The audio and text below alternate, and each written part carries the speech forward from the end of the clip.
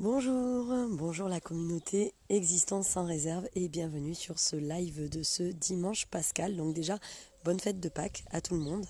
Et donc c'est un live que je devais faire hier mais que j'ai reporté pour la bonne et simple raison que j'ai eu un accident hier.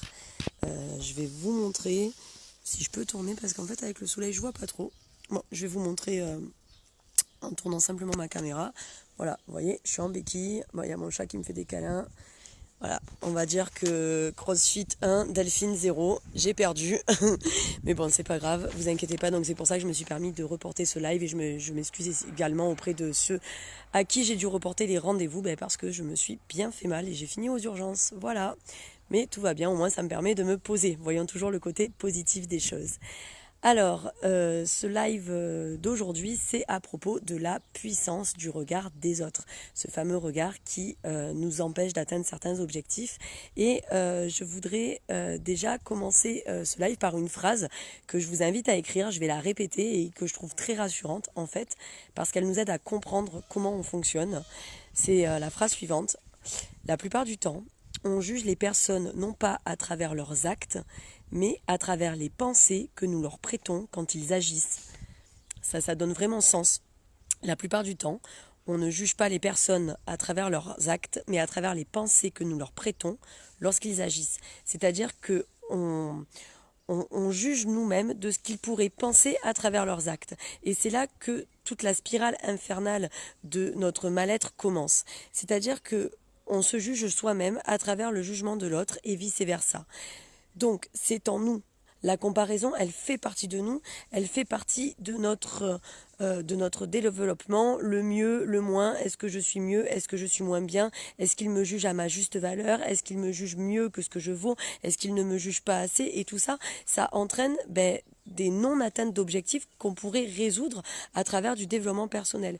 Par exemple, récemment, j'ai eu au téléphone des gens qui n'osaient pas passer à l'action par peur du regard de l'autre, parce que s'ils passaient à l'action, ça voudrait dire que s'ils se faisaient remarquer, ils devraient être au juste niveau de ce qu'ils avaient entrepris par rapport au jugement que l'autre porterait sur eux s'ils ne valaient pas ce que l'autre croirait qu'ils valent. Ça va loin, hein, c'est une spirale infernale, et donc au fur et à mesure de, de,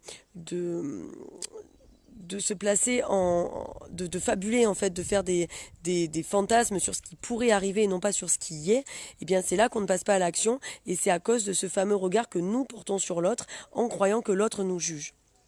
En fait, l'important pour réussir, c'est d'arrêter de s'auto-juger et de surtout s'auto-rabaisser. C'est-à-dire que si je veux atteindre un désir, je vais prendre l'exemple de quelqu'un qui veut parler à une femme qui lui plaît dans la rue. Voilà.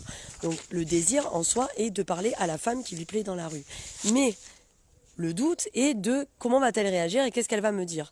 En fait, le doute vient du résultat attendu. Si on ne répond qu'à nos désirs pour combler le désir et non en attente d'un certain résultat, à ce moment-là, le challenge va diminuer. J'ai envie de parler à cette femme dans la rue, je vais aller lui parler, peu importe le résultat. Ça sera un autre désir après. C'est-à-dire, j'ai envie d'aller lui parler, je vais lui dire, tiens, il fait beau aujourd'hui, comment allez-vous? Si elle m'envoie péter, elle m'envoie péter, c'est pas grave, mais je serai allée au bout de mon désir. Si par contre, cette personne va me répondre en disant, ah il fait beau, merci d'avoir posé la question, et vous venez d'où? Ou qu'elle commence à entamer la conversation, là, à ce moment-là, mon désir sera de continuer la conversation avec elle, et je poserai une action pour aller au bout de mon nouveau désir. En fait, la limite fine qui nous empêche de passer à l'action, c'est ce résultat qu'on attend derrière notre désir.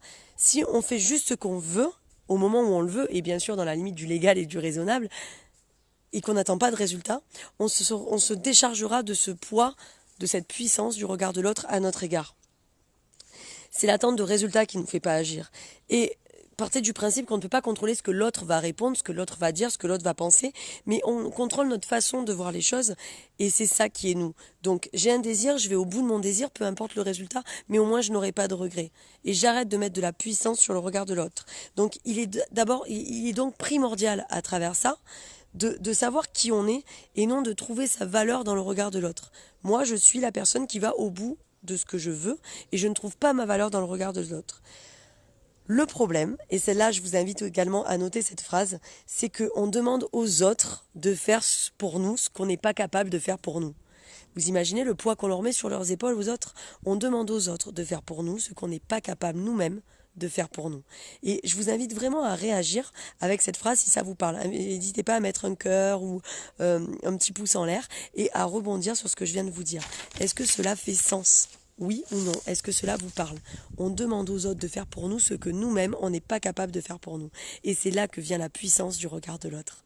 Alors, j'espère que ce petit live vous a parlé. Je vous invite à marquer #replay si vous le voyez en replay et à me faire un petit coucou si vous le voyez en live. Hein. Bonjour Jean-Pierre et bonjour Suzanne, je vois que vous êtes en direct.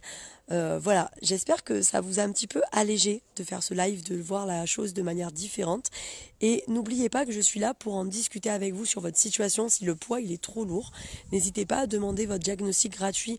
Il y a un petit lien pour prendre contact avec moi où vous dites info sous le live et je reviens avec vous. On pourra en discuter par téléphone pendant juste 15 minutes. Ça engage à rien et ça pourra vous apporter une autre vision sur votre façon de vous voir vous-même là. Cette spirale où on est enfermé par le regard des autres qui nous empêche d'agir, qui nous empêche de nous reconnaître à notre juste valeur, qui nous empêche d'atteindre certains objectifs. Arrêtez de leur mettre ce poids sur les épaules des autres. Les autres, ils ont les mêmes questions que vous à d'autres niveaux. Ils sont pas plus forts, ils sont pas moins forts. Ils ont juste parfois une autre vision qui est peut-être plus aidante et qui leur apprend à avancer. Le regard des autres, ça nous empêche de contrôler la situation. Reprenez le contrôle de votre situation.